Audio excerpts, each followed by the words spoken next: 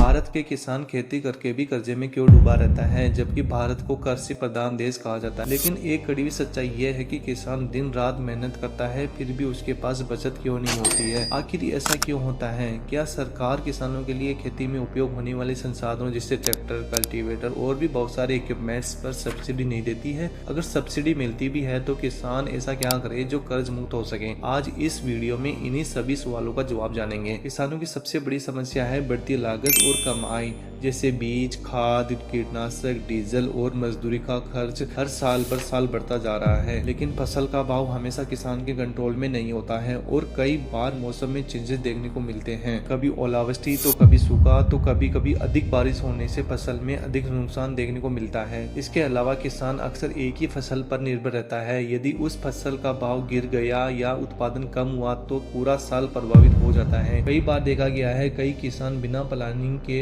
रुपए उधार लेकर खेती करते हैं और उस फसल को बाजार में बेचने जाते हैं, तब उनको अपेक्षित आमदनी नहीं होती है तो कर्ज उनका बढ़ता जाता है। यही कारण है कि किसान मेहनत करने के बावजूद भी किसान आर्थिक दबाव में बना रहता है। अब बात करते हैं समाधान की। पहला समाधान किसान को क्रॉप डाइवर्सिफिकेशन यानी फसल विविधीकरण करना चाहिए। साफ सीधी बात, किसान को एक ही फसल पर निर्भर रहने के बजाय नकदी फसलें जैसे सब्जियां, फल को भी शामिल करना चाहिए। किसान के सामने सबसे बड़ी समस्या होती है टेक्नोलॉजी के साथ नहीं चलना, जैसे ड्रिप इरिगेशन और लेटेस्ट टेक्नोलॉजी का उपयोग में लेके पानी और खाद दोनों की बचत कर सकते हैं और उत्पादन को बढ़ा सकते हैं। जैसे राजस्थान के कुछ स्थानों में पानी कम होने से पॉली हाउस और ग्रीन नेट टेक्नोलॉजी का उपयोग करके अच्छी खेती कर रहे हैं। तीसरा समाधान है बाजार की मांग को समझकर खेती करना। जो फसल बाजार में साल के कुछ महीनों में हाई डिमांड रहती है, उस फेस्टिवल या टाइम को टारगेट करते हुए फसल लगाना। जैसे दिवाली या दिवाली से पहले नवरात्रियों पर सब्जियों की हाई डिमांड होने से मार्केट में अच्छा भाव मिलता है, उसी टाइम को टारगेट करते हुए सही प्लानिंग करके फसल लगानी चाहिए। इन सभी के साथ साथ किसान को एक्स्ट्रा इनकम सोर्स यानी कि अतिरिक्त आय का स्रोत को भी शामिल करना चाहिए, जैसे बकरी पालन, मुर्गी पालन और मशरूम पालन करना चाहिए। जब आय के कई स्रोत होंगे तो किसी एक फसल के नुकसान से पूरा परिवार प्रभावित नहीं होता है। इसके अलावा किसानों को सरकारी योजनाओं, फसल बीमा और किसान उत्पादन संगठनों यानी FPO से भी जुड़ना चाहिए। किसान की समस्या का समाधान सिर्फ अधिक मेहनत नहीं बल्कि स्मार्ट खेती करना भी प्रॉफिटेबल फार्मिंग है, जो कम लागत, बेटर प्लानिंग और आधुनिक तकनीकी से खेती करके कर्जे से मुक्त हो सकते हैं। यदि किसान बेटर प्लानिंग करके खेती करे तो खेती को घाटे का सौदा नहीं, मुनाफे का व्यवसाय बनाया जा सकता है। आपका इस विषय पर क्या विचार है, कमेंट में जरूर बताएं और वीडियो को लाइक और चैनल को सब्सक्राइब करना ना भूलें।